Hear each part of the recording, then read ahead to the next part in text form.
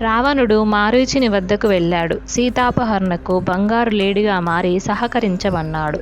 ఈ ఆలోచనను విరమించుకోమని లంకేశునికి పరిపరి విధాల నచ్చజెప్పజూశాడు మారీచుడు. విశ్వామిత్రుడి యాగ సంరక్షణ సందర్భంలో రామబాణం రుచి ఏమిటో తాను తెలుసుకున్నానన్నాడు. మారీచుడి మాటలను పెడచెవిన పెట్టాడు రావణుడు. నేను చెప్పినట్లు చేయకుంటే నా చేతిలో నీకు చావు తప్పదని హెచ్చరించాడు రావణుడు. ఆశ్రమానికి వెళ్తే శ్రీరాముడు చంపుతాడు, వెళ్ళకుంటే రావణుడు చంపుతాడు. ముందు నొయ్యి వెనుక గొయ్యిలాగా మారింది మారీచుని పరిస్థితి. చివరికి ఒక నిశ్చయానికి వచ్చాడు. రావణునితో నీ చేతిలో చావడం కన్నా శ్రీరాముని చేతిలో చావడమే నయం, నా జన్మ తరిస్తుందని తేల్చి చెప్పాడు. మారీచుడు బంగారు లేడుగా మారి శ్రీరాముని ఆశ్రమ ప్రాంతంలో తిరుగుతున్నాడు. పూలు కోయడానికి వచ్చిన సీతాదేవి ఆ జింకను చూసి ఆశ్చర్యపడింది. రామలక్ష్మణులను పిలిచింది. వారు ఆ మృగాన్ని చూశారు. లక్ష్మణుడు అది మాయామృగమని నిస్సందేహంగా పలికాడు. మారీచుడే ఈ రూపంలో వచ్చి ఉంటాడన్నాడు. వేటకు వచ్చే రాజులను మాయామృగ రూపంలో చంపడం మారీచుడికి కొత్తేమీ కాదన్నాడు. ఇలాంటి లేడీ ప్రపంచంలోనే ఉండదని అనుమానాన్ని వెలిబుచ్చాడు. సీత మాత్రం పట్టు వదలలేదు. తనకు అదెంతో నచ్చిందని తీసుకురావాలని కోరింది. తెస్తే ఆశ్రమంలో క్రీడామృగంగా ఉంటుందని, అయోధ్య చేరాక అంతఃపురానికి అలంకారం అవుతుందని ఆశించింది. సీత ఇష్టాన్ని తీసివేయలేక ఆ మాయాలేడిని చంపి అయినా సరే తేవడానికి సిద్ధమయ్యాడు శ్రీరాముడు. సీతాదేవి రక్షణ విషయంలో జటాయువు సహాయంతో అప్రమత్తంగా ఉండమని లక్ష్మణుణ్ణి ఆదేశించాడు. మాయాలేడిని పట్టుకోవడానికి బయలుదేరాడు. మృగాన్ని ప్రాణంతో పట్టుకోవాలని శతవిధాలా ప్రయత్నించాడు శ్రీరాముడు. అందినట్టే అంది అందకుండా పరుగు తీస్తున్నదా మృగం. ఇంకా లాభం లేదని బాణాన్ని ప్రయోగించాడు శ్రీరాముడు. బాణపు దెబ్బకు తాటి చెట్టంత ఎత్తు ఎగిరి భయంకరంగా అరుస్తూ పడిపోయాడు మారీచుడు నిజస్వరూపంతో. రాముని కంఠధ్వనిని అనుకరిస్తూ అయ్యో సీత, అయ్యో లక్ష్మణ అని బిగ్గరగా అరుస్తూ ప్రాణాలు విడిచాడు. ఈ మాటకు సీతాలక్ష్మణులు ఎంత కలవరపడతారేమోనని భయపడినాడు శ్రీరాముడు. మారీచుని కంఠధ్వనిని శ్రీరామునిదిగా భావించి సీత ఆందోళన చెందింది. శ్రీరాముడు ఏదో ఆపదలో చిక్కుకున్నాడని తెలిసింది. ఆదుకోవడానికి వెంటనే వెళ్ళమని లక్ష్మణుణ్ణి పురమాయించింది. లక్ష్మణుడు చలించలేదు. ఇది శ్రీరాముని స్వరం కాదన్నాడు.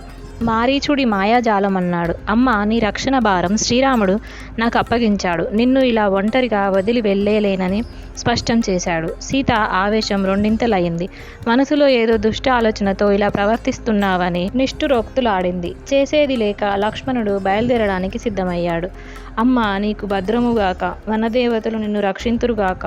నాకు అపశకునాలు తోస్తున్నాయి. మళ్ళీ నువ్వు నా అన్నతో కలిసి ఉండగా చూసే భాగ్యం వస్తుందో లేదో అని వాపోయాడు. సీత మౌనంగా ఉంది. అక్కడి నుంచి వెళ్ళిపోవడానికి ఏమాత్రం మనస్సత్కరించకున్న సీతకు నమస్కరించి శ్రీరాముడు వెళ్ళిన దిశగా నడిచాడు లక్ష్మణుడు. లక్ష్మణుడు వెళ్ళడాన్ని గమనించాడు రావణుడు. అదే అదనుగా సన్యాసి వేషంలో సీత సంక్షేమానికి వచ్చాడు. యతి రూపంలో వచ్చిన రావణుణ్ణి ఆసనం మీద కూర్చుండబెట్టి సుముచితంగా అతిథి మర్యాదలు చేసింది సీత. మధ్య మధ్యలో రామలక్ష్మణుల కోసం వాకిలి వైపు చూస్తున్న సీతకు నిరాశే మిగులుతున్నది. రావణుడు సీతను గురించిన వివరాలు అడిగాడు. తెలిపింది. సన్యాసి వివరాలను కోరింది. తాను రాక్షసరాజు లంకేశ్వరుడునని ప్రకటించాడు. తనను పతిగా స్వీకరించమని అడిగాడు. అలా చేస్తే అంతులేని భోగభాగ్యాలతో విలసిల్లుతావని ఆశ చూపాడు. ఆ మాటకు సీత మండిపడింది. రావణుణ్ణి తృణీకరించి మాట్లాడింది. శ్రీరాముని పరాక్రమాన్ని ప్రస్తావించింది. నన్ను అపహరించి నీ చావును నీవే కొని తెచ్చుకోకు అని హెచ్చరించింది. రావణుడి కన్నులు నిప్పులు చెరుగుతున్నాయి.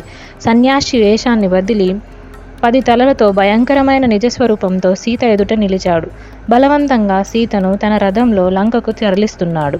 సీత రామ రామ అంటూ ఆర్తనాదాలను చేస్తున్నది. ఆమె వేదన అరణ్య రోదనమైంది. అప్పుడప్పుడే నిద్రకు ఉపక్రమిస్తున్న జటాయువునకు సీతాదేవి ఆర్తనాదాలు వినబడ్డాయి. చూసేసరికల్లా సీతను అపహరించుటకు పోతున్న రావణుడు కనబడ్డాడు. జటాయువు రావణుణ్ణి ఎదిరించాడు. ఇద్దరి మధ్య పోరు హోరాహోరీగా సాగింది. చివరకు రావణుడు ఖడ్గంతో జటాయువును రెక్కలు, కాళ్ళు నరికివేశాడు. నేలపై కూలాడు జటాయువు. రక్తంతో తడిసి ముద్దైన అతన్ని చూసి ఆత్మబంధువును పోగొట్టుకున్నట్లు సీత ఆక్రోధించింది. రావణుడు సీతాదేవిని తీసుకుని ఆకాశ మార్గం పట్టాడు. దీనురాలైన సీత హీనుడైన రావణుణ్ణి పరిపరి విధాల దూషించింది. ఇంతలో ఒక పర్వత శిఖరం మీద 5గురు వానర ముఖ్యులను సీత చూసింది. ఉత్తరీయపు కొంగులో తన ఆభరణాలను కొన్నింటిని మూటగట్టి వారి మధ్య పడేటట్లు వదిలింది. ఒకవేళ అటువైపుగా శ్రీరాముడు వస్తే తనను గురించి వానరులు అతనికి తెలియజేస్తారనే చిన్న ఆశ. రావణుడు సీతతో లంకకు చేరాడు. తన అంతఃపురంలో సీతనుంచాడు. తన వైభవాన్నంతా చూపించాడు. దాన్ని తృణప్రాయంగా భావించింది సీత. కనుకరించమని కాళ్లపై పడ్డాడు. నిరాకరించిందా మహాసాధ్వి. భరించలేకపోయాడు దశకంఠుడు. ఆవేశంతో, మైథిలి, నీకు 12 నెలలు గడువిస్తున్నాను. ఈ లోపల నువ్వు దారికి రాకపోతే మరునాడే ప్రాతకాల భోజనానికి వంట వాళ్ళు నిన్ను సిద్ధం చేస్తారని బెదిరించాడు. అక్కడి రాక్షసులతో, ఈమెను అశోక వనానికి తీసుకుపోండి. వనం మధ్య ఒక రహస్య ప్రదేశంలో ఉంచి చుట్టూ కాపలాగా ఉండండి. ఎలాగో ఒకలాగా ఈమెను ఒప్పించండి అని ఆజ్ఞాపించి రుసరుసలాడుతూ వెళ్ళాడు. ఆడపులుల మధ్య జింకలాగా రాక్షస స్త్రీల మధ్య సీత బిక్కుబిక్కుమంటూ కాలాన్ని గడుపుతున్నది. మారీచుడిని వధించి శ్రీరాముడు వెనుదిరిగాడు. లక్ష్మణుడు ఎదురయ్యేసరికి నిశ్చేష్టుడయ్యాడు. సీతను ఒంటరిగా వదిలి ఎందుకు వచ్చావని నిలదీశాడు. జరిగిన విషయాలు పూసగుచ్చినట్లు చెప్పాడు లక్ష్మణుడు. ఇద్దరూ ఆశ్రమానికి చేరుకున్నారు. సీతాదేవి జాడ కనిపించలేదు. వనమంతా వెతికారు. ఆమె జాడ కనిపించలేదు. జాడ చెప్పమని ప్రకృతిని ప్రార్థించాడు శ్రీరాముడు. ఆమె ఎడబాటును తట్టుకోలేక కన్నీరు మున్నీరుగా విలపించాడు. ఆవేదన ఆవేశంగా మారింది. లోకాలను ధ్వంసం చేయడానికి శ్రీరాముడు సిద్ధపడ్డాడు. లక్ష్మణుడు ఓదార్పు వాక్యాలతో అన్నను శాంతపరిచాడు. అరణ్యంలో సీతను వెతుకుతూ వెళ్తున్న రామలక్ష్మణులకు జటాయువు కనిపించాడు. రక్తంతో తడిసిన అతనిని గుర్తించలేదు శ్రీరాముడు. మిక్కిలి అతడు గద్ద రూపంలో ఉన్న రాక్షసుడని, సీతని అతడే భక్షించి ఉంటాడని భ్రమపడ్డాడు. బాణంతో చంపడానికి పూనుకున్నాడు. ఇంతలో జటాయువు జరిగిన విషయం చెప్పాడు. రావణుడు సీతను అపహరించాడని, ఎదురించిన తనకు ఈ గతి పట్టిందని వివరించాడు. అపహరణకు గురి అయిన సీత అవసాధన దశలో ఉన్న ఆత్మీయుడు రాముని ముఖం రెండింతలయింది. తన తండ్రికి ఆత్మీయుడైన జటాయుని పట్ల పితృభక్తిని ప్రదర్శిస్తూ అతని శరీరాన్ని నిమిరాడు. జటాయువు కన్ను మూశాడు. శ్రీరాముడు జటాయువునకు దహన సంస్కారాలు చేశాడు.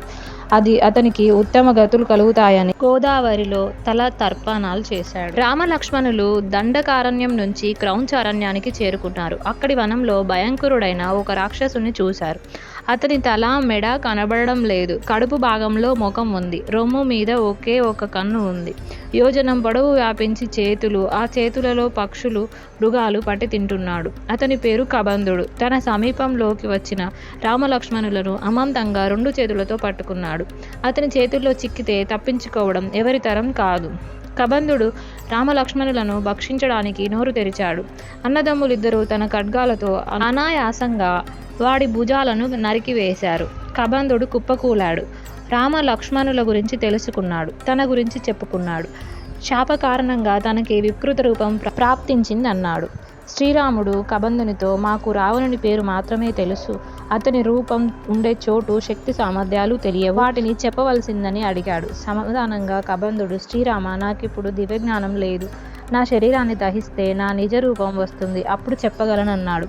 కబంధుడి శరీరానికి అగ్ని సంస్కారం చేశారు రామలక్ష్మణులు. ఆ జ్వాలల నుంచి వచ్చి దివ్య దేహంతో బయటికి వచ్చాడు కబంధుడు. సీతాదేవి దొరికే ఉపాయాన్ని శ్రీరామునికి చెప్పాడు. ఇందుకు సుగ్రీవుడి మైత్రి బాగా తోడ్పడుతుందన్నాడు. వాలి సుగ్రీవుల కథను వివరించాడు. సుగ్రీవుని చేరే దారిని చెప్పాడు.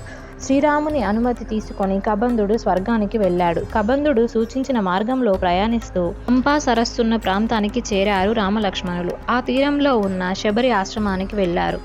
శబరి తపస్సిద్ధురాలు, జ్ఞానవృద్ధురాలు. శ్రీరాముని దర్శనంతో ఆమె తనువు పులకరించింది. పంపా తీరంలో దొరికే పండ్లను స్వామికి సమర్పించింది. తన జన్మ ధన్యమైనట్లు భావించింది. శ్రీరాముని అనుమతి పొంది తన దేహాన్ని అగ్నికి ఆహుతి చేసి అగ్నికాంతితో ఊర్ధ్వలోకాలకు వెళ్ళింది. అక్కడి నుంచి ఋష్యముఖ పర్వతానికి ప్రయాణమయ్యారు రామలక్ష్మణులు. దారిలో పంపా సరోవరాన్ని సందర్శించారు. ఇంతటితో అరణ్యకాండం కంప్లీట్ అయిపోయింది. నెక్స్ట్ వీడియోలో కిష్కింధకాండం ఉంటుంది. Thank you for watching.